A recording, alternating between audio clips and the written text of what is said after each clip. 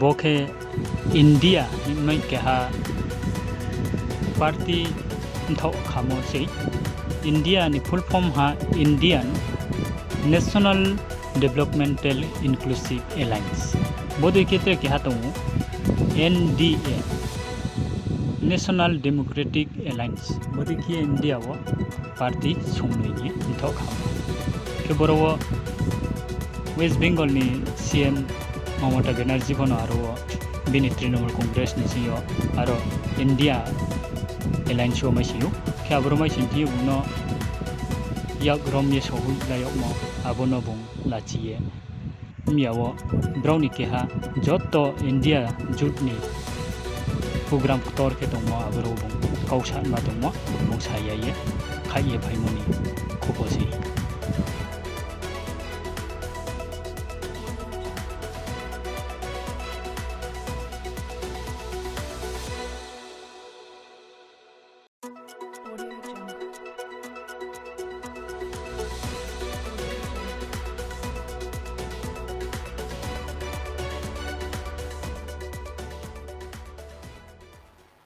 हम सब लोग ज़्यादा भाषण नहीं, भाषण का तो मेरा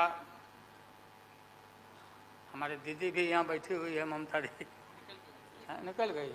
अच्छा चले तो सारे जो उस समय लोग थे हमारे साथी, बालू जी भी निकल गए। हाँ हाँ हाँ गैर प्लेन है तो हम भी, मेरा भी प्लेन अभी निकल जाए। हम क्यों पीछे रहे, हम भी निकल जाते हैं। फ्लाइट का टाइम आ गया।